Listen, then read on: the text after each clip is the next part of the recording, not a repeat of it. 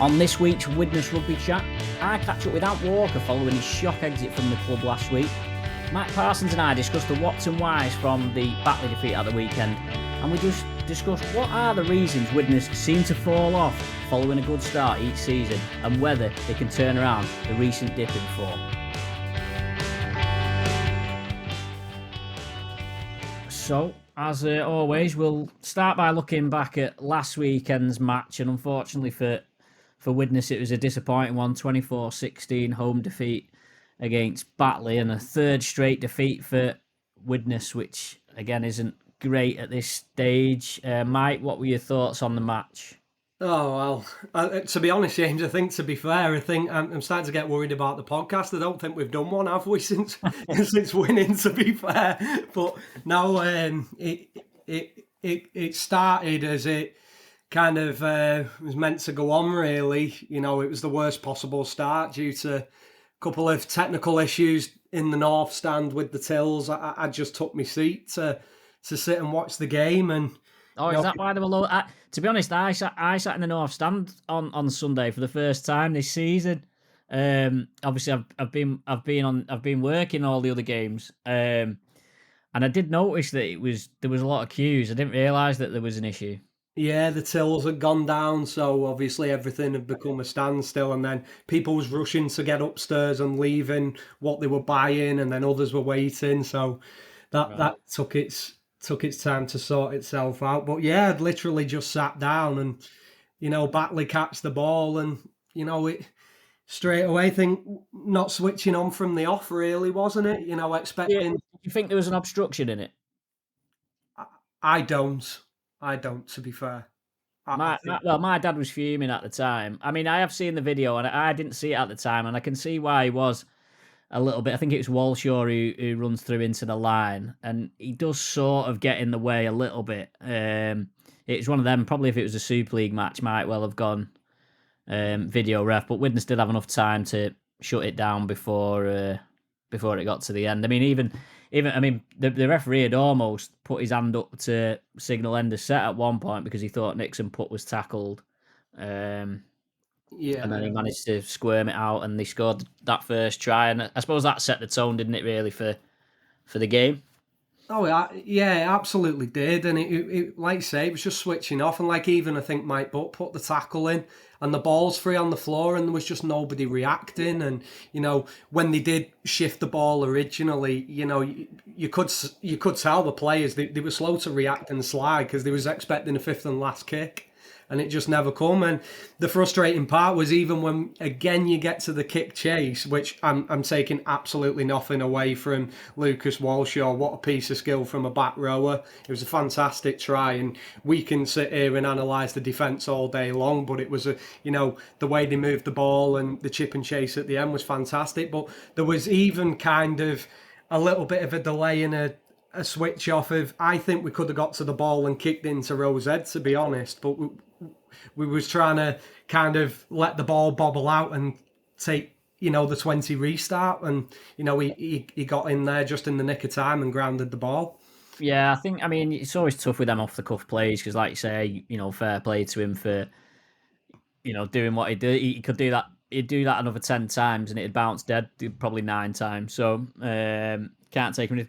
I thought Widnes got opened up a bit too often on the left edge, and I don't think it was because Keenan Brand played. I don't think it was his fault. I don't think he defended badly in any way. But I wonder whether a Widnes maybe suffering a little bit from the upheaval they've had on that side. Obviously Joe Edge being injured, they've been changing the wingers. Sam Wild sort of bouncing back and two both ways. Rodri Lloyd probably being the same. I wonder whether is that causing issues, or is that just too simplistic way of looking at it? No, I think you've hit the nail on the head. I mean, we've had, Tom Nisbet's operated there as well, Max Roberts, and this is just recent weeks. And I think, I'll be honest, with Batley's game plan, they stuck to a clear game plan and they wanted to go down the middle. And I do think if they'd have shifted it a little bit more to that side, they'd have got even more joy, because you could see there was a nervousness to our defence. And, Keenan Brand, he's he's not played a lot of rugby, has he, of late? Let's face it. And then you marry that up with Ollie Brooks, who, by the way, was absolutely outstanding at Sheffield. And I think he's a really good player. But when you pair them together, you know, you've got a lad who I don't think's played a competitive league game before last week in the league, and then you pair it with another loan signing coming into the centres, who again, I think he played a match at Odsal earlier in the season, and then other than that, you know, a couple of dual reg appearances up at Barrow last year. It looked like two players paired together who haven't played a lot of rugby, and I think it was just causing a little bit of anxiety and nervousness. You know, maybe like kind of double checking themselves: should they move up, should they stay, and it just didn't seem in sync. Yeah, I mean, I think Brooks will probably be disappointed with his tackle effort on Morton for the second try. I mean, Widnes got into the lead basically when Batley were on the back foot with 12 men. I think Widnes had 4 penalties on the spin and didn't really look. I think probably for the first time, and Widnes have for the. I don't know whether it's right. I'm right in saying this. You might disagree with me. It was almost like the first time I've really thought Widnes looked quite flat in attack with the ball. Like normally this season, don't get me wrong, Widnes haven't scored loads of points this season, but when they've had the ball, you felt they've at least got something there. But it reminded me a little bit of that first Swinton game where they had loads of pressure on the line, never looked like scoring, and I was worried that they looked a bit like that again on Sunday and just a bit flat. It was very jaded, and I think it come hand in hand with the crowd. The crowd was flat because there was nothing to get up for, and then there's no like real like support coming back onto the pitch because it was just all around flat on and off the pitch. And you're absolutely right. There was a lot of signs of that Swinton game. I think one thing that really stood out to me, and in fairness, we was calling for it a little bit to see how it'd go, would be Lloyd Roby, dropping into the halves and at fullback, and it just didn't work out. And I think Joe Lyons is going to waltz back into that team, and I think as well. Even there was a 10-15 minute period where I thought after we scored, after Batley scored, sorry, we scored 2 tries ourselves, and probably the only period of the game we spent a bit of time in Batley's half for about 10 minutes, and even in that point, everything was coming through Gilmore, and Lloyd Roby was getting shut down very quickly and easily, and it was almost as if when we did have the ball, we was playing with one half back. So I think Tom Gilmore missed Joe Lyons as well, to be honest. As well. Yeah, I mean, I think, yeah, like I say, we talked about Roby last week, and it was interesting that I thought the club put out an interesting interview with Alan Coleman pre-match where we discussed his team selection, and Joe Lyons had a cut, I think he said, and they thought, well, Lloyd Roby's been looking for a chance. We thought instead of risking Joe Lyons, we'll give him a go, and to be honest, I was disappointed. I think with Lloyd Roby, I think when you look at other players who've come into the team this season, so Ollie Brooks being a good example, players who've come into the team, they've been given the chance and they've really taken it with both hands. You could argue Max Roberts is the same. He got a chance in the pack where maybe we weren't expecting it, took it with both hands. I just thought Roby was, and again, I don't know whether it's because he's clearly he's not an experienced halfback. He's barely played there in his career. We think that there's something in him playing at halfback, but ultimately he's inexperienced at halfback, and maybe there's a case to say that it's not going to be something that he can just plug into and become overnight. Someone somewhere is going to have to coach him for a long time to make him play, and it might be that he doesn't suit Gilmore as a partnership. Lyons and Gilmore might be the perfect, a bit like Brown and Mellor in the Super League days, where you've clearly got one functional halfback who can run or can tackle, and then you've got the one who's calling the shots, basically. What I think what I was more disappointed was how poor Roby was in the second half when he got moved to fullback.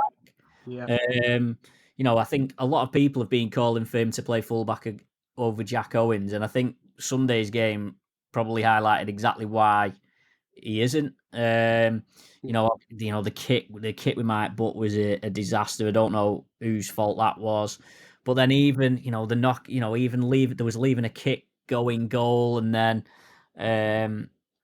he knocked on at the play of the ball, and it was just a bad afternoon for him. I felt a bit sorry for him, to be honest. At the end, he got subbed off, but the bottom line is, and you're playing semi-professional rugby league. It's difficult for players like that when they're not in the team, and then you're expecting them to come in and perform. But ultimately, that's what they're paid to do at the end of the day. And unfortunately, it was probably an afternoon to forget. I mean, clearly only those in the squad or the coach will know whose call it was for the kick. But does that happen if Jack Owens is fullback? I don't think so. I think literally that's because that's pretty much the first time Roby's been in at fullback, and clearly the signals or the partnerships that have built up between the back three, whether it be Owens, Butt, Brooks, they know how Owens deals. Maybe they just weren't used to how Roby was going to deal with the kick, and maybe there's been a miscommunication. Maybe there's an agreement that Mike Butt comes for kicks in that area of the pitch when Jack's at fullback, and so you could then ask the question: well, was it wise to swap the fullback and the halfback round at half time? Jack Owens went in at standoff. You can question that, but it certainly was. It was just a flat. It was a flat performance, really. It was, and like that second half there that you touched on, I mean, bad went to worse, and then it went to pandemonium. To be quite honest with you, I mean, the Mike Butt and Lloyd Roby collision / drop ball. You one of Jack's strengths, we've all seen it. The Sheffield game highlighted it because you're that close to the pitch. He's a talker, he's an organiser, he's constantly talking and shouting and barking orders at people in front of him, left of him, right of him. And you can't help but think, when them two come for the ball, we've not seen Mike Butt do that yet. And I don't want to there was two players involved in it, but you can't help but think, if Jack Owens is at fullback, whether the ball gets dropped, that's a different story. But you can't help but think that there'd be just one person going to collect it rather than the two.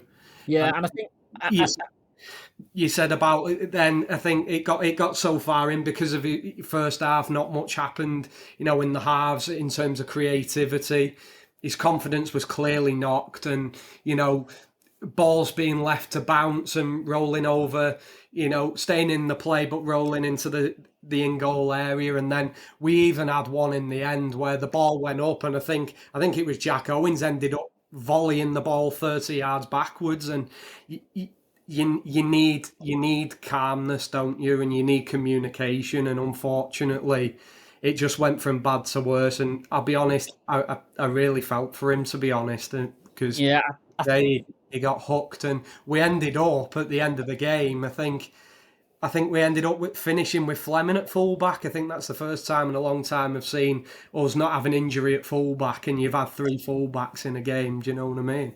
Yeah, I think and it's hard because I don't want to be critical of I don't want to be too critical of an individual player, and I almost feel I think clearly Lloyd Roby has got ability as a rugby player. I think he's probably in the situation now where he's got decent utility value, but like it affects players in different ways, doesn't it? Where it's all right being a utility player, but it's almost like it feels like he wants to be a key player. He's got the ability to do that, but it's like, what is his position? What is his strongest position? And I think it's very difficult when they're part-time to work on that sort of thing and try and figure that out when you're trying to get results as well. So it'll be interesting. I was quite surprised when he left the club the first time, went to Keighley, whatever, then came back. It'll be very interesting to see what happens with him and what maybe Alan Coleman's got earmarked. I wondered whether, was he a solution at centre, but again, that's just because you're sort of pigeonholing him because he's a decent rugby player. So you're thinking, well, just shove him in there, when actually it's going to be, you ask Lloyd Roby, what do you think? Where do you want to play? Right, I want to be a fullback. He focuses on fullback, and ultimately, if that's what he wants, then probably being at Widnes is probably no good for him because Widnes have got have got a fullback who's he's just signed a 3-year deal. It's a bit like when Jack Owens was at Widnes when he was a youngster. Reece Ambry was a fullback, and Jack Owens couldn't get a look in, so he ended up having to go elsewhere. That might be the reality of that situation, but I think hopefully Roby looks at that game and thinks, right, next time I get a chance in this team, I've got to do better than what I did on Sunday. And listen, it wasn't down to him that Widnes lost. It was just a poor team performance all round. It was, and just to finish on Lloyd. Actually, I think Lloyd is a fantastic player. Actually, I think he's a great broken field runner, and we've seen him play many games at fullback. And that Doncaster game earlier in the season, he was quite outstanding, to be honest. But like you've just highlighted there, really, I think it's probably the most difficult thing to do, assuming that he wants to be a fullback, which he might not but that's the impression I get. It's probably the most difficult thing to juggle for a coach, having two, players who want to be established fullbacks, because, like you say, there's only one on the pitch, isn't there? And you don't really carry one on the bench, do you? Yeah, and I think Matt Fleming wants to play fullback. I mean, Yeah. I haven't spoke to him, I haven't asked him, but I think Fleming played his best rugby for Widnes when he was playing fullback, and he seemed to enjoy it a lot more playing fullback. But he understands Owens' his first choice, and ultimately Widnes haven't got any centres, so he has to play centre. But you're right in what you say. You can only pick one there, and ultimately Widnes' key, arguably the key player plays there. So there's a tight budget. You've only got so many players. It might be that Widnes need to look at padding out some other positions if that's the case. I suppose one argument you could make is would the reason why Roby maybe had a good game against Doncaster was because Widnes got on top of the middle, and that was certainly an area they struggled on Sunday. I did read a few comments from people who raised the size of the Widnes team. Ant Walker, who we're going to talk about in a little bit. It was the first game since he left to go to Swinton, but also Sam Brooks was named as 18th man, wasn't in the 17. Whether maybe Alan Coleman thought they were going to move Batley around a bit more, and so wanted a bit more of a mobile pack, but was the size of the options available an issue? Yeah, I think, look, I mean, hindsight's a wonderful thing, isn't it? It's a lot easier speaking about it now than, when the team sheet comes up and a ball hasn't been kicked. But certainly on reflection, I sound like a bit of a broken record, but I think after that first try we conceded, we responded quite well. And again, Murray and Kirk being on the pitch, and they did all right. And as soon as they, they left the pitch, we struggled for traction. And I'll be honest, I've got a little bit of a thing noted down here, James. I'd love to know your opinion on it. But can we effectively play with Nick Gregson, Jordan Johnson, and Max Roberts all being named in a forward pack? I don't think we can. I think somebody's got to give there, because I think for me, since Nick Gregson's been injured, Jordan Johnson needs to drop to loose forward when Fozzard comes on, because he's took the position by storm. He's an extra pair of hands, aggressive defence, and he to be honest, the last couple of weeks, even though we've had some difficult defeats, Jordan's been one of the best. I think I've done the League Express report the last 3 games, and I think I've given Jordan Johnston man of the match in all 3 of the games from this point of view. Says it all. And then, sorry, just to finish my point, then that leaves you with Max Roberts and Nick Gregson. And for me, you need one of them 2 players if you're going to play that way, starting at loose forward, because that period of the game, just into the second half, where I think we really struggled. I think the last 10 minutes was just kind of trying to throw anything at it, to be honest with you, and it went from bad to worse. But I think where we really struggled in the game was when we had Jordan Johnson at loose forward, and it was nothing to do with any individual performance. It was more of a collection of how we were shaping up against, a formidable in size Batley pack. You've got Roberts propping one side and Lewis Brogan, and I felt sorry for Lewis Brogan because he just had no size, and Max and Jordan, he was running it in hard, you know what I mean? But Batley was just coming over us, and we just couldn't get out, and was falling deeper and deeper. I thought Brogan had a decent game. I thought he had a decent game. I think what's prob, what's possibly causing the issue, and well, when I say issue, I don't mean issue, but I think the situation at the moment is Johnston has been, if you were doing a player of the month for June, Johnston would get it, in my opinion. He's now starting the games at hooker, and I think because he's playing so well and defensively he sets the tone.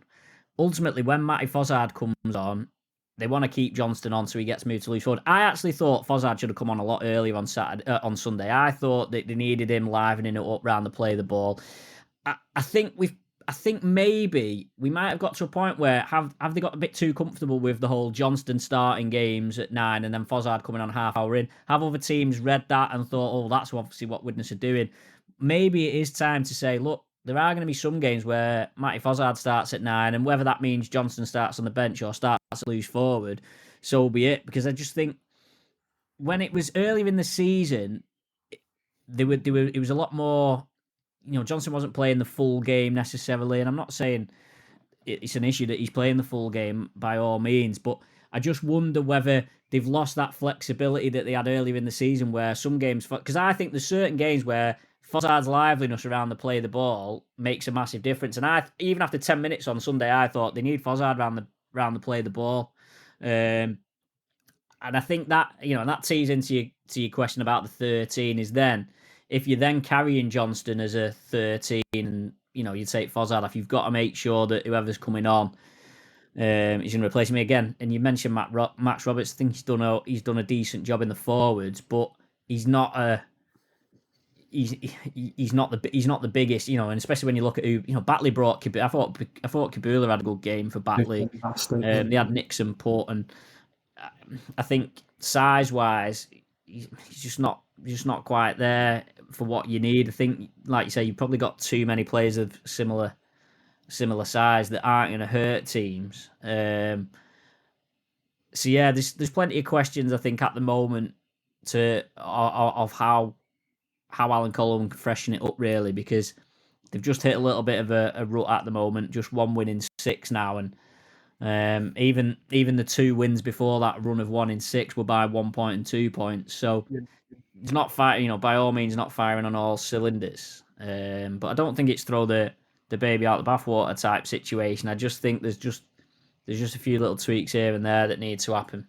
Yeah, and I think as well, just to finish off on that point as well, I think, the bizarre situation that you're in is, yes, the form guide tells you that, but also a lot of them games we could have won. The scoreline didn't blow out. We haven't been hammered.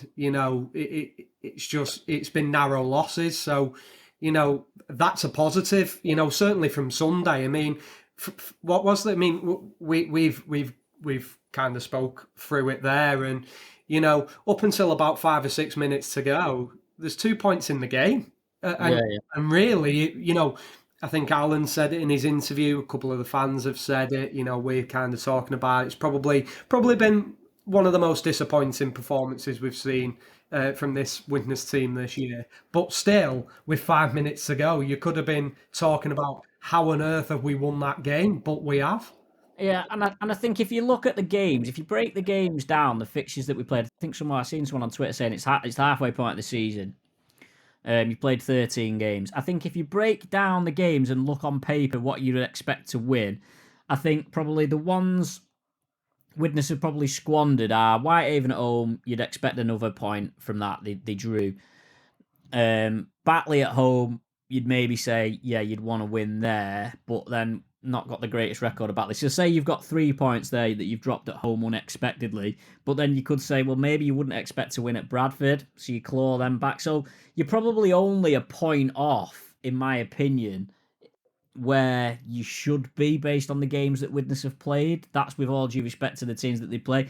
York away is probably a 50-50 one, so you could even argue that they're a point ahead of where they need to be. I think there's just a worry that these last 6 games, they're in a bit of a rut with it, and they need to try and they just need to get back on the horse, don't they, and get some wins back on the board.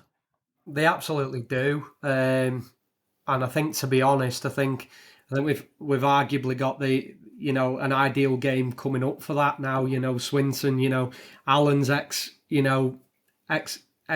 ex club, Rodri Lloyd, Mike Butt's ex club. They obviously got the win last time we played at that ground, which very disappointing afternoon for us.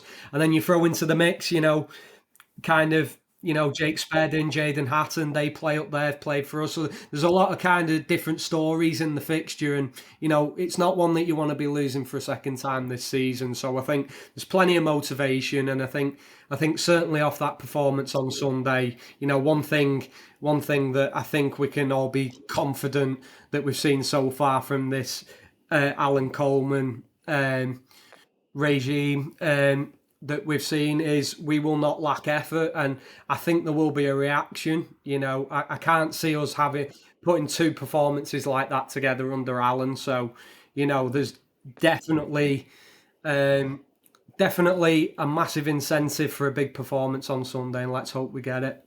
Yep, so Widnes away at Swinton this weekend, and Ant Walker, who's just signed for Swinton from Widnes, won't be allowed to play in the fixture as per the agreement between the two sides. My dad was on holiday when they announced that, so he was very disappointed when I told him at the airport that Widnes had let him go.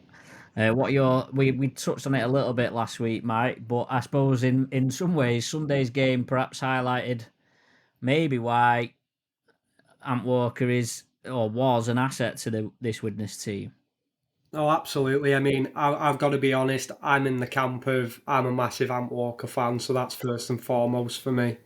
Um, it is sod's law sometimes, isn't it? You know what I mean? Like, I think he's just departed, and I think on Sunday was probably the perfect game where you needed Ant to come on and shake it up a little bit. When Ant enters the pitch, there's a little bit of not knowing what to expect. Is they're gonna, he's got a cracking offload in his game. He's got a brilliant, pass, and he can even drop in at first receiver and help the halfbacks play wider.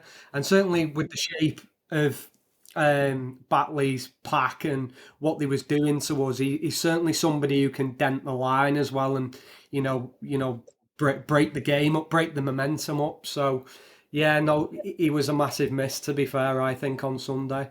I see people question his fitness, and I would always say to them, watch the game Widnes played against Doncaster, I think it was, this season, where I think he played about 70 minutes because Liam Kirk got injured after about 2 minutes, because I thought Walker was excellent that day, and he got absolutely robbed of the official man of the match. Yeah.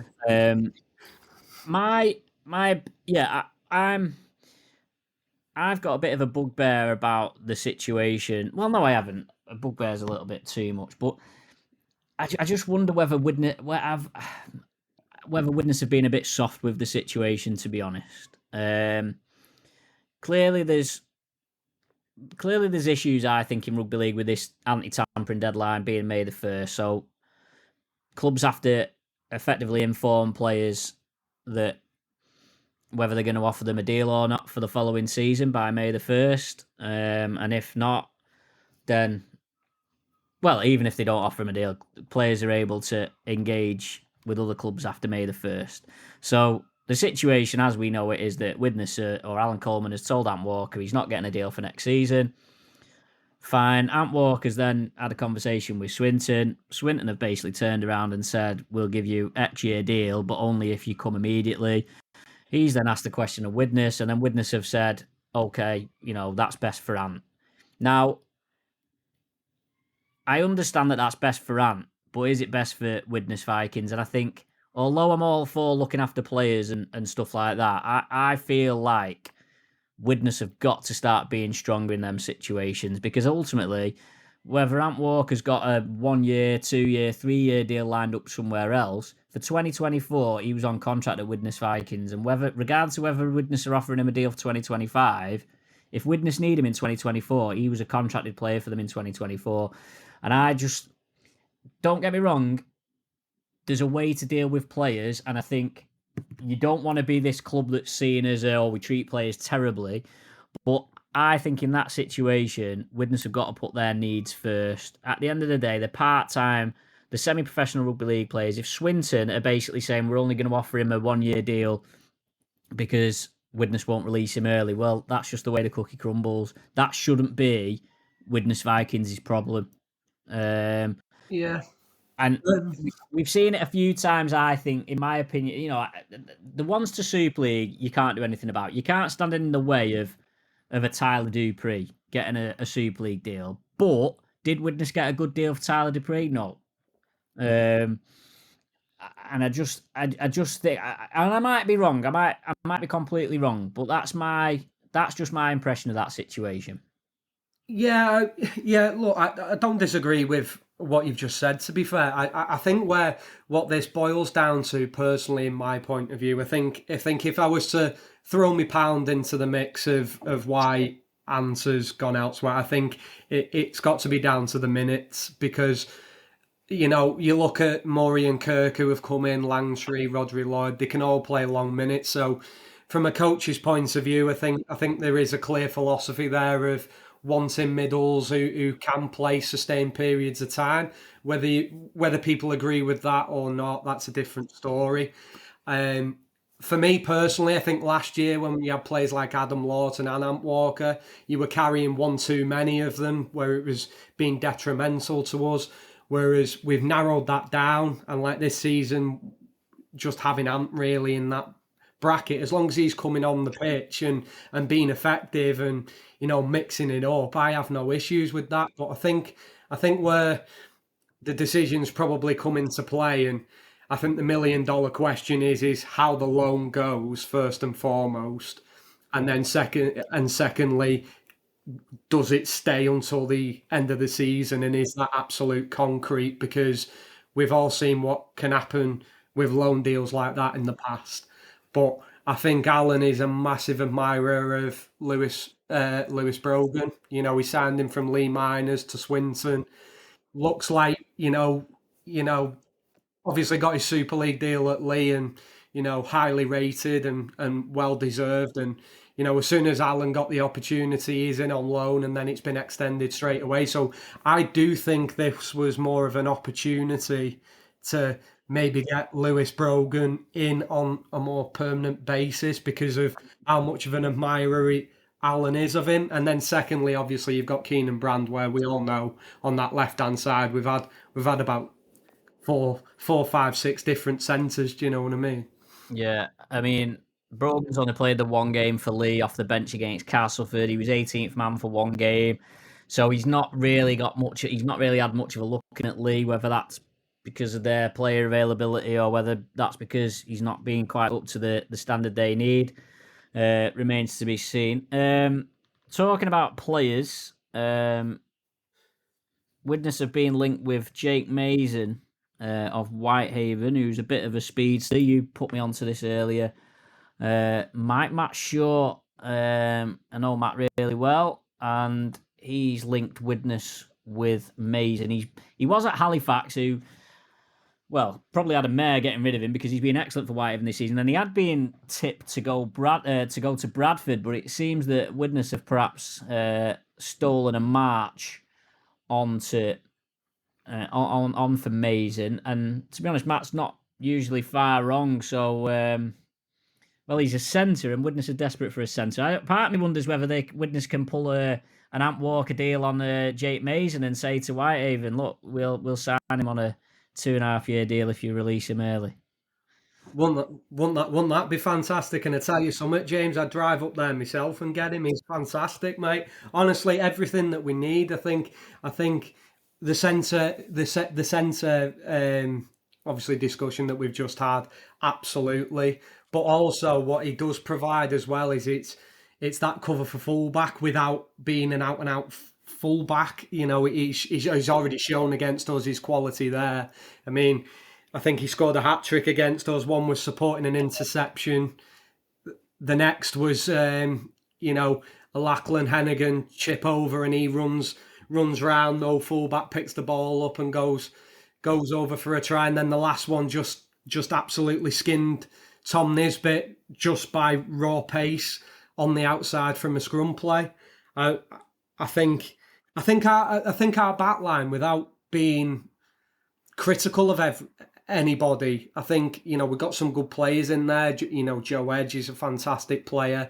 Ryan Ince, what a signing Mike Butt's been, but I think the one thing we lack is just that bit of stardust, X factor, a player who, you can spread the ball out in your own half, and if you get one on ones out wide, you've got a player who can really put the burners on and break through the line and finish it off. And one of them tries where at the end of the season, you're talking about it being try of the season. I think Yeah, I think I he's think. just got a bit of X factor about him and a bit of stardust. Yeah, I mean, just to go. I mean, I think Kieran Dixon's got those things. I think part of the issue, I think, is that the way the teams are set up is the wingers. It's all about what they do in bringing the ball back up. Um, but yeah, it would be nice. Mason would be. To be honest, it's nice to have Widnes linked to players who you're thinking, oh yeah, they'd make a difference. That's with all due respect to some of the players Widnes have been linked to in previous years. It's nice to be, Mason's being probably one of the standout performers in Championship this season. It's nice that Widnes are getting linked to that sort of player rather than, I know people were moaning the other year when they signed four from Oldham in League One. This is the sort of thing that fans want to see. So we'll keep an eye on that one. Matt also mentions Ryan Lannon, who we touched on last week. So that sounds like it's a fairly done deal. So fingers crossed. Before we go on, you've got some questions for me, Mike, I believe. Before we go on to that, I just want to mention I tweeted earlier. Well, depends when you're listening, I suppose. Widnes coasters. I don't know if you've seen them, Mike. I've put it on the Facebook page as well. Yeah, I persuaded the people at the coaster store to. I noticed that they had some other teams on there, so I persuaded them to do some Widnes ones, and I had to give them a short list of players and whatnot, and so I apologise to any oldies listening if I've missed off anyone obvious. But yeah, got my Twitter at JDG Sport. The link's on there, but it's on the coasterstore.co.uk. It's I think they're based locally, so always good to support local businesses and all that. So have a look at that. Right, Mike, you've been in charge of the mailbox this week. Yeah, a couple of questions for you, James. First one is from Jack Mason. Do you put the recent run of form down to the tough fixtures, or is it a bit more of a worry than that? I think that's a good question, and certainly at this moment in time, the results are what they are. I think it's very relevant. To be fair, what are your thoughts? I mentioned this at the end of May. On 25th of May, I tweeted that I hope that Widnes's run. It was after the Toulouse game, actually, that I tweeted that although Widnes played all right against Toulouse, I hope that it wasn't a sign of what we've seen in previous seasons. And then, unfortunately, it's not really picked up a great deal since then. At the time, I had a look at what Widnes's win percentage was in Championship February, March, April. And it's 66% if you include this season. And then after May the 1st, it's 39%. So that's based on the 2019, 2022, 23 seasons. Obviously, the 20 and 21 were hit by COVID, so I've not included them in that data. Widnes's win percentage after May the 1st this season is currently 29%. Now, the obvious, we've talked about it a little bit, the only obvious barometer for me at the moment is the May the 1st contract discussions point. Whether it's coincidence, Yeah, I don't know. But for me, clearly, whatever is going on, it's not being handled in the right way. And I know for a fact that it wasn't handled in the right way last season. Ultimately, why John Keir left or why things got untenable with John Keir. I hope that that's not the reason for this season. Now, Widnes haven't dropped off as badly as in previous seasons, but clearly it's a little bit of a, and I've seen some comments from people as well saying, oh, here we go again, because it does seem that it's happening year in, year out. But Widnes have a really strong start to the season and then fall off. And you can't even attribute it necessarily to the fixture list either. and so yeah, I can only I can only think that that's the only thing I've got to explain it is something the way that May the first deadline is being handled isn't being handled in the right way. That can be that's the only theory I have. I might be completely wrong. It might just be coincidence, but the thing is, we've changed coaches, changed players, and you still got that same. Hopefully, this season it won't go as south as it has previous seasons. Um, but at the moment, we're in the midst of the usual decline. Yeah. Uh, so yeah, I think like say I think that the next couple of games with that one are going to be crucial. And as it stands, we are still in the playoffs by a couple of points and a couple of wins. Now it's still not the end of the world, but yeah, I do agree. I think, and I do think these next two games are crucial. To be fair, yeah. I think if Widnes win the next two games, I think they'll be okay for playoffs. I think that'll set the tone. They've still got a little bit of a cushion.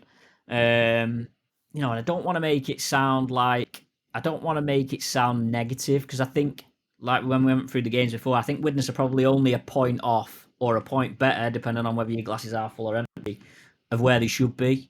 yeah, Based on the fixtures. So if you look at it like that, okay, the current run of games isn't great, but if you shuffled up the order of them games, you'd be quite happy to be where you are now. Priority this season, finishing the top six. That's the bottom line. I'm sure that'll remain Alan Coleman's priority, and I'm sure they've demonstrated enough so far this season that they can do that. But you can't because of the seasons that we've witnessed, you can't help but think the same as what we have seen in previous seasons. absolutely no, I agree. Second question from Jack Mason again. Actually, is there any more updates on the Widnes Vikings development squad, and when would you expect to see any talent emerge from it? I have been thinking we could probably do with getting Roger on and asking him about it. I would imagine that it'll be tied into the academic year. So I know that they have been playing, haven't they? I think they had a couple of games. I would imagine that it'll probably ramp up from the next academic year. So then they'll no doubt be recruiting people for starting college in September. Um, and so whether that means an increase in standard for next season, who knows? In terms of how long will it be until we see anyone, I think that's difficult. It's probably unfair to put that pressure on the club, to be honest. I think Alan Coleman and Tom Wood, to be fair, they're both very well connected in the community and development, and so they're probably the right people to be overseeing it. But you have to remember that there are St Helens, Warrington, Wigan will be hoovering up anyone who's half decent in Widnes. So the people who are going to end up in these development squads are going to be players who've not been picked up and have had to go down another route with their learning. And the hope is that you find some that are good enough to play part-time professional rugby league. But I think it's probably going to be a while until we see anyone step up, in my opinion, unless you get lucky that someone's being dodged by the pro teams. I think the Hoover. I think seeing St Helens announced. I think St Helens announced some deals the other week, and I think half of them were from Halton Farmer Hornets. Yeah. They pick up that many players, the pro teams, that there's not really a lot of them left, and there's maybe you can say it's a concern. There's a pattern where they get picked up, and then if they get let go at 16, they're lost to the game. Hopefully, it means this sort of thing means that those players won't be lost to the game, but we'll have to see. I think you've just got to take it as a positive that something's happening now, and who knows, in the next couple of years we might see some come through, but I wouldn't have massive expectations at this point because it's just starting. And that might be why we've not heard a great deal about it, because I think the club themselves will be quite keen to. Of course, they're going to shout it from the rooftops when there is success, but I think they need to be pragmatic and realistic about. Everyone wants to see academy products coming through, but this is a completely different setup to the academy that we've known previous. No, absolutely. No, that's a fair point. And like you say, like you touched on there, having St Helens, Warrington, Wigan all in the area, it's certainly an uphill battle. But one thing I will add to that is it's a massive positive having Alan and Tom as coaches at the club in the respect of they've already got a history of finding them little nuggets and gems in the amateur game. Lewis Brogan being one from Lee Miners. I think Andy Badrock come from there as well, who's a regular at Swinton, and I think I read a couple of weeks ago there was a Super League club sniffing round him. Whether that comes off, I'm not too sure, but hopefully they can maybe find a couple of gems for us like that as well. And the last one is from Jacob Melvin. Do you have any ideas of further income streams and additional revenue that the club could take advantage of? I have a million ideas. Whether people want to listen is another question. Um, yeah, I mean, there's always different ways you can bring money in.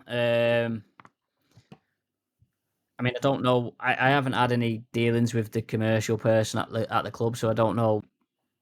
I don't know what's happening with sponsorship and stuff like that. There seems to be the odd announcement here and there. There doesn't seem to be loads of sponsorship going on.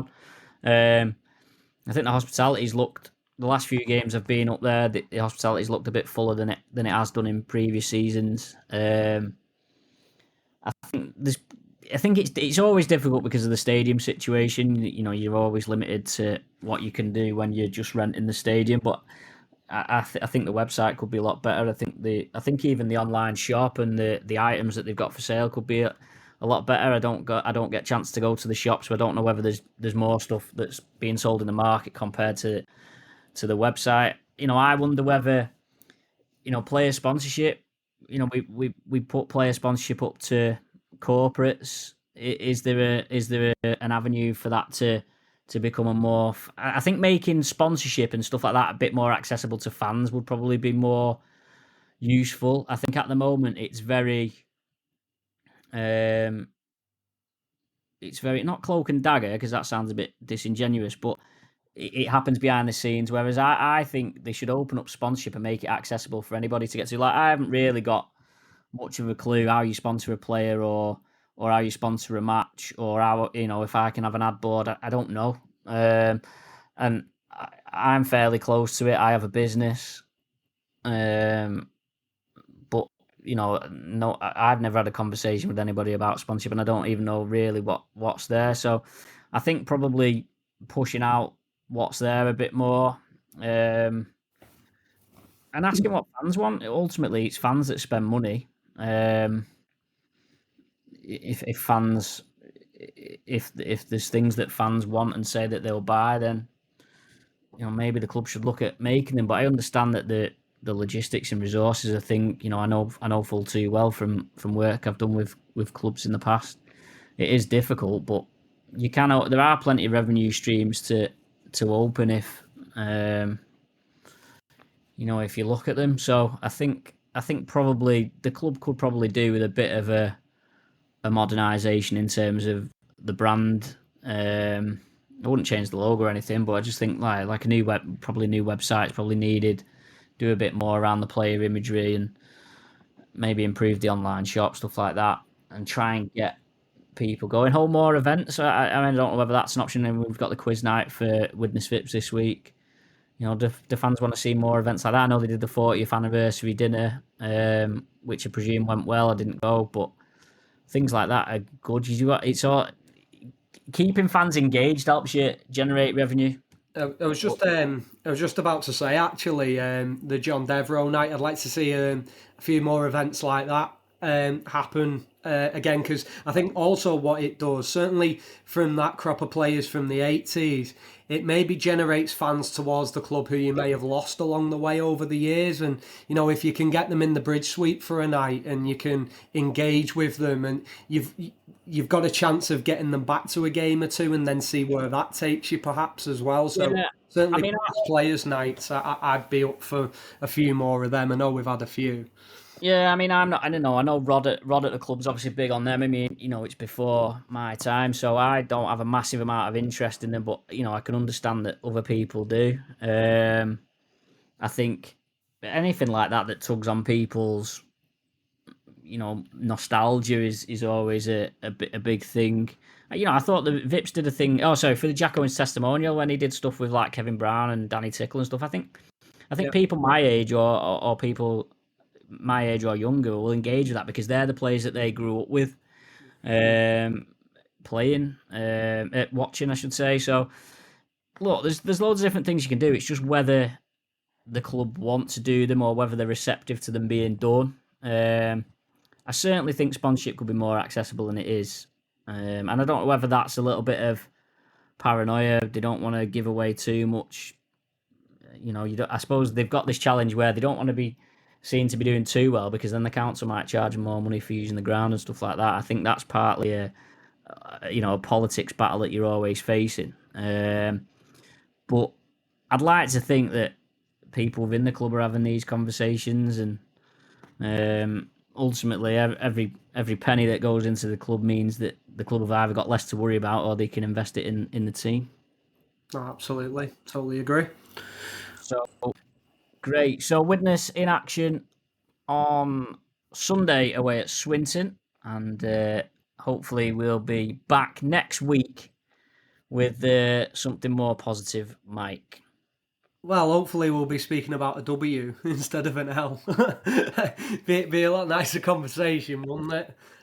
No, I think it's a pivotal game, isn't it? We need a good performance. I'm confident in that. I think we'll get one.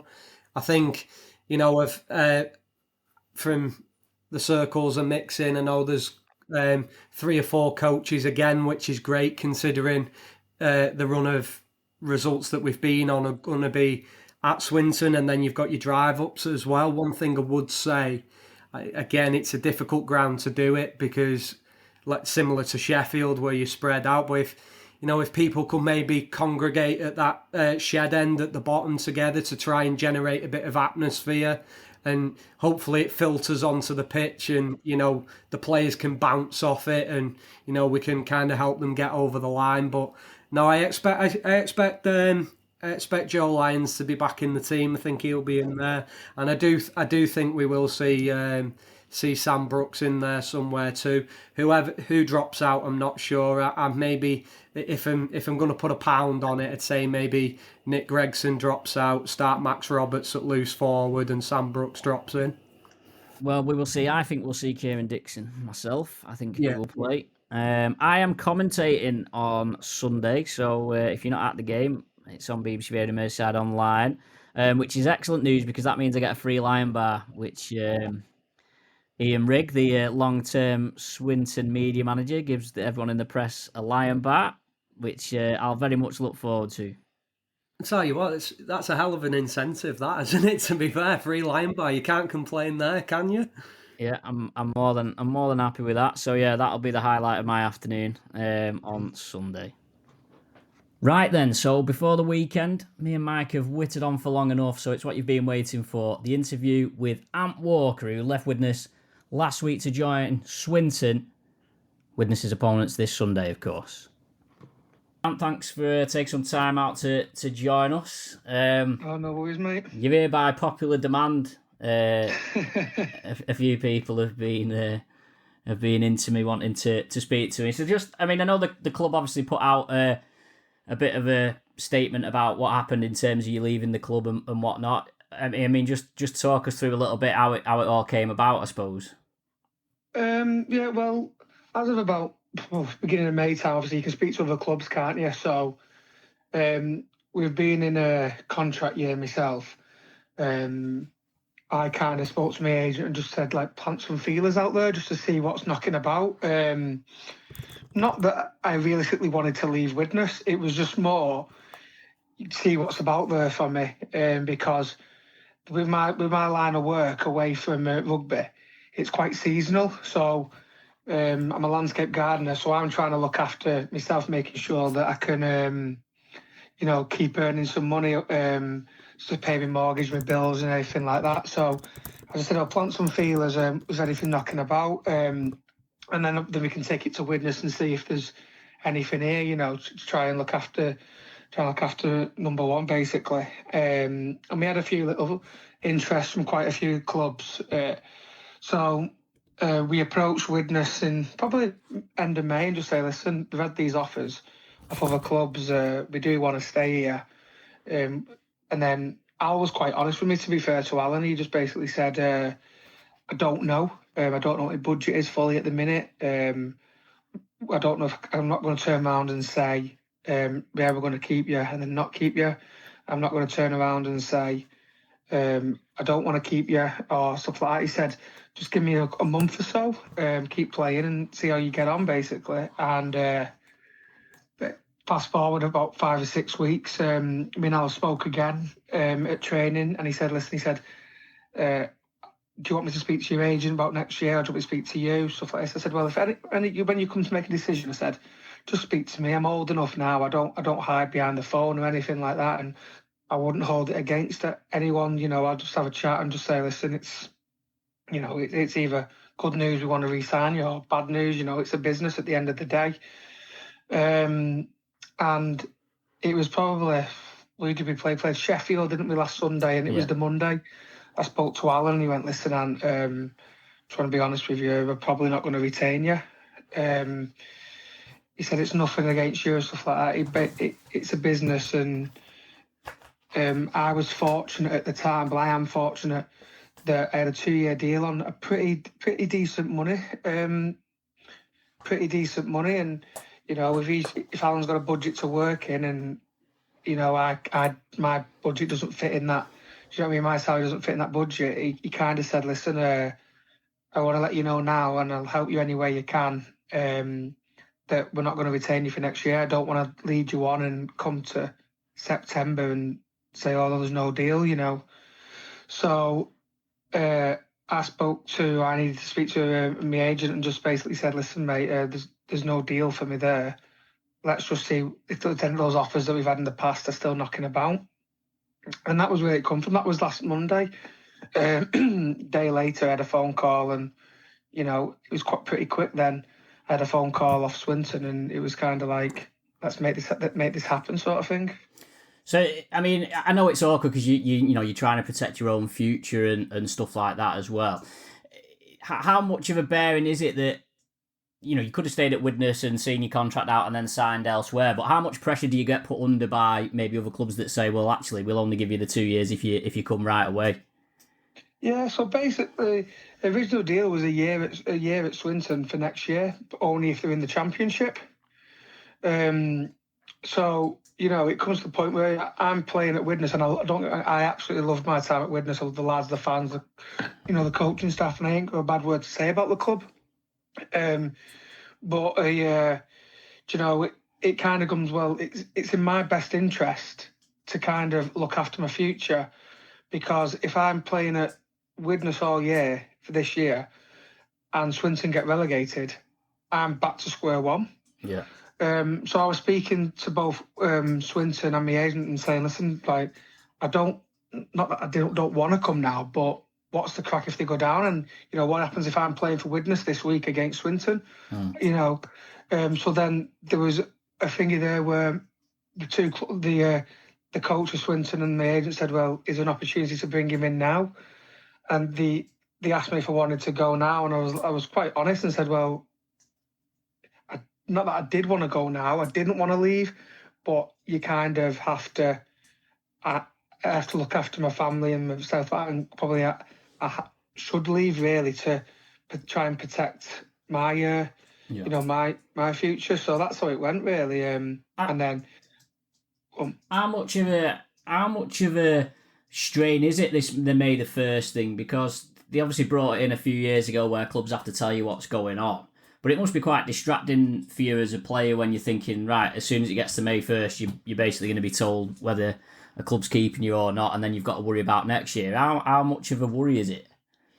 You could get injured next week, couldn't that? You know what I mean? You could have it was not every club I've been at. There's not really like May the 1st, and it's like bang it, here you go. Yes, no, or maybe. It's pretty much you can kind of get a feel of it, and it's quite hard when you're hearing of other people signing from other clubs to come to your club, and people in your position at your club re-signing. You know, you hear about it and you go, well, it's a bit of a stress because if she's not spoke to me yet, well, I mustn't be wanted. You know, and things like that. So luckily it is a stress, but I think it's more of a stress if you're a full-time player than you are for part-time player. You know, like as much as a full-time player, it's all you've got. Obviously, we've got jobs away from rugby, but mine's seasonal, like I said. So it's kind of it is a stress because, you know, they've not said it May the 1st, yeah, we want to keep you, and then you could get injured on May the 7th, and you know, you could touch wood, it doesn't happen to anybody, but you could get a season-ending injury, and then you're looking at scraps for next year, and that's how ruthless it is, really, you know. Yeah, I mean, you could almost, with your line of work, you could almost done with being a rugby union player. I know. I know, obviously, when I last spoke to you, well, when I last properly interviewed you, I know, you know, you'd come back from the head thing, the brain thing, whatever, and you sort of felt like you might have had a couple more years than maybe other players would because you had that little gap in the middle of your career. Do you still feel like that? Yeah, like I'm 32 now, and I don't feel 32 in rugby terms. I still feel like I was laughing because when I was at Widnes, there's only Danny Langtry older than me, and I still feel like a young lad, you know. So I don't feel like I've done 15 pre-seasons like some lads have done and stuff like that, you know, because I had those years out, and I still feel younger. Don't get me wrong, I'm touched wood I haven't been as sore as other lads because I've not played the minutes, you know, that other people play. So you always feel a little bit fresher on the Tuesday when you come to training, and let's just say Liam Kirk or Dan Murray, you play big minutes of Widnes, you know. So I don't feel old. I don't have the niggles that I feel like probably should have at my age. So I still feel pretty good, to be honest. I might not look it, but I feel it. You mentioned the minutes there. Was that ever part of the conversation in terms of the reason why you might be leaving Widnes or might not be wanted at Widnes? Was the playing minutes an issue? I know you started for Swinton in your first game. He never mentioned it, but you know, let's be honest. Like if there's player A and player B, and player A is on X mount and player B is on another mount, and player A is playing half an hour longer than player B, then you kind of get it. Do you know what I mean? So I understand that they could value for money. Like I say, it's a business. It's all got to fit into one budget. So that may have played a part of it, but I spoke to Alan multiple times about minutes and said, like, there's certain players who say they're okay and they're knackered on the field. Why I'm quite honest. If I'm knackered, I'll tell you I'm knackered. If I'm okay, I'll tell you I'm okay. And it's kind of beginning of the year, I was playing more minutes, and then I was ill for the Bradford game, and then I've come back in and played less and less minutes. Now, I play better. You might like the longer I do, the better I feel in the game. Unless, you know, like if you're going on at 10 minutes before half time or 8 minutes before half time, you struggle to get in the game, and then you go for half time and have a 10-minute rest, and you come back out and do another 10 minutes. You've not got a chance to get that second wind and actually get into the game. It's actually, as a middle, and most middles might say this, it's actually easier to start the game to get more game time out of you because you're in the game straight away. Whilst like I'll come off the bench and try and make a big impact to try and lift something. But then you gas really quick because of you trying so hard to get involved straight away.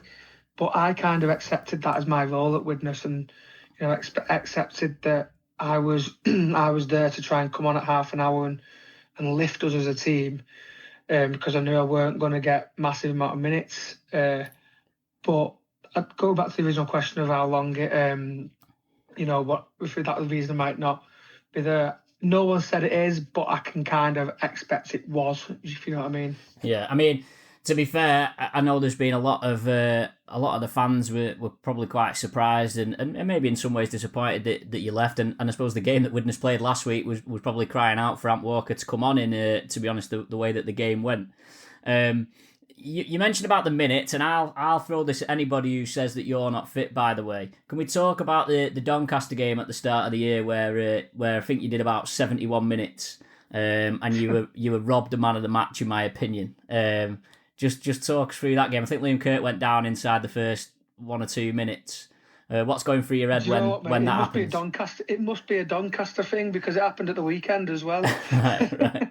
No, it's different because if you know, it's kind of like when you come on and someone gets a head knock in minute or first set of 6, and then Liam Bent went down, I think 2 sets later with a head knock as well. You can kind of, you're getting left out there, so you can manage yourself a little bit different now. If we kick on tackle 4 or 5, I might not be kick chasing, but I'm there for tackle 1, and you're just managing your minutes a little bit better. But whilst if I'm coming on at 30 minutes, I've not got an excuse to kind of amble a kick chase because I'm only coming on for 10 minutes. Yeah. But like since I've come out of retirement and gone through my best games, they've always been when I've actually started and been played a little bit longer. I think there was Swinton last year, both at home and away. I went decent. In 1895, beginning of this year at Swinton again, I started, got better minutes and went a bit better. Even all the friendlies we played at pre-season. I get better in a game the more minutes to play. So, you can run all day at training, but that's not match fitness. So the longer minutes someone like especially a middle, the more minutes you play, the fitter you'll be anyway. This is in my opinion how I feel. Why if you only play in 20 to 30 minutes a game, or even my sense it might be 15 to 25 minutes a game, you're not getting that chance to get fit. And I did speak quite openly with Alan and stuff like this at Widnes, but they're the coach and you respect the wishes, and there's lads who are built for more minutes than me, but it can be done, and that was what I kind of said. Don't think I can't do it, but it just dwindled out. Yeah, I mean, I know you obviously close with John Kay, through Bradford, Wales, etc. How did you find the change in coach from obviously John last year compared to Alan this year? John knows how to manage me very well. I think we've worked it out. I've had him for 12 years. Whether it be at Wakefield, like you say, or Wales or Bradford. And obviously, as soon as John got the job here, I made the phone call probably before it was properly announced. Because he gets the best out of me, knowing how to manage me. And he's on at me all the time about being under a certain way. He's quite. If someone leaves me to my own devices, and this is not saying like I'm not professional, but I'll just be me. While if someone's on me 24/7, you'll get the best out of me because I'm trying to prove you wrong. And I think John did that really well. Now, Alan, I spoke to Alan before he even comes over to Widnes and explain things like this. And Alan was great. He's, John's very defence orientated, very old school, strict. Even the training facilities, as much as he liked to have a laugh, John, it was like, you're here to play rugby, you're not here to socialise. While Alan was more about team camaraderie, bringing us all together. And I think it has worked. You've seen the way Widnes are this year, they're a lot tighter group. And it is, it's good. It'd be nice to have a balance of them both, to be honest. John's defence orientated and Al's attack orientated with and obviously his team cohesion, while John's is like, you're here to frigging work, and work hard. And, there's an old school and the new school, I suppose, and if you put them together, it probably would have been a great blend. But no, I enjoyed it. I also enjoyed having a different coach, though, because I had John for so many years. It probably helped bringing a new face in as well. Because you can get comfortable at the same time. As much as John didn't let me, as much as John didn't let me get comfortable, you can get comfortable with the same, same people and stuff like that. Why bringing someone new in means you might try a little bit harder on the off season, in the off season to come back, to come back in shape and stuff like that. So. I enjoy both, but for different reasons, Yeah. What do you, looking back at your time at Widnes, what do you see as the highs and the lows, I suppose? The highs is just I cannot fault the lads, the fans, the environment for my children when they come from start to finish. I absolutely loved everything about being there. you know, and it wasn't a decision that, like I say, I didn't want to leave. I actually wanted to stay at Widnes until I finished my career, effectively. What things happened, but my highs is probably just the way we started the season this year, or the start of the season this year was really good. The team together. I've played with a lot and against a lot of these lads, even lads who retired like Shane Grady last year and lads who have moved on. I played amateur with Danny Craven at Blackbrook. It's just nice to play with lads who you grew up with and played against, and being so local to where I'm from and not travelling. The lows probably have been more the poor end of the season last year when we lost John and went to the down, before John left, you know. The lows are just performances probably last year as a team where, you know, on paper last year I thought we should have been a team challenging the top four, and we just didn't fulfill our potential. And then this year, on the flip side, I know there've been a couple of poor results recently, but the team on paper this year probably isn't quite as good as last year's team. But how Alan's got everyone to basically be better than what you are on paper, as such, should we say, and, you know, outperform teams or been in games where last year we probably would have lost if we'd been behind, and this year we did won. So it's just things like that, really, mate. The highs and lows are pretty obvious. Your performances as a team, really, and then the actual environment of the club's just a great place to be.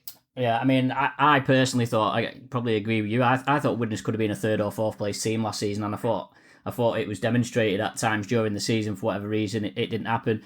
In terms of this season, clearly being a bit better, probably gone a bit deeper into the season than managed last season. Playoffs is still, you would still expect Widnes to reach the playoffs, you think, based on what you've seen? I think so, yeah. Obviously, there's been a few lads out injured and coming back now and stuff like that, but like we set targets at the beginning of the year, and it was, you know, be in the playoffs. We've not been in the playoffs since Widnes have been relegated, and then they started so well, and I think from how Widnes have started this year, playoffs is basically, my opinion, a non-negotiable. You know, when beat teams or been close in games where, like I said, last year we'd have lost. I think it's a non-negotiable this year for Widnes to be in the playoffs. Yeah, and then before I let you go, I presume you knew you were a bit of a fan's favourite, or if you didn't, you sort of know now based on the messages. We just got a final message to say to the fans, in response.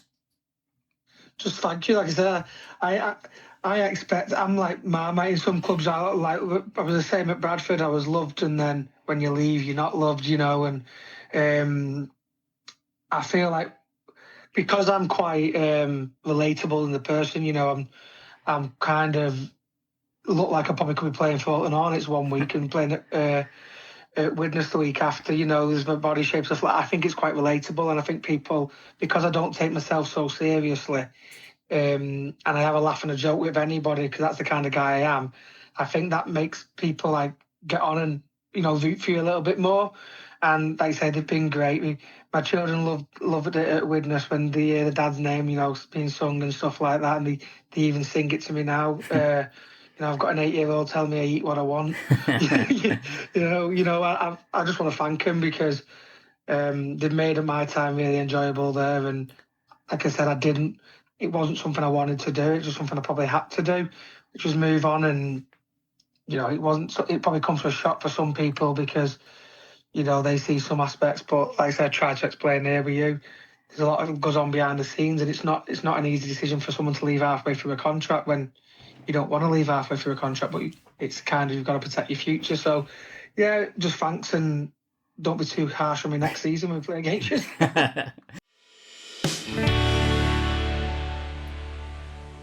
So that's it from us for this week. Please do find the Facebook group, which is Widnes Rugby League fans, and join that. We'll try and post regularly in that, and it's good to interact with other fans. If you want to hear anything from the podcast or you've got any suggestions, please drop them in there. Or you can follow Widnes Rugby on Twitter. If you want to get in touch with me directly, I'm at JDG Sport on Twitter as well. Please do subscribe, like, review, do whatever it is you need to do to spread the word about the podcast. You can listen now across numerous platforms, including our Apple Podcasts, Spotify, YouTube, and more.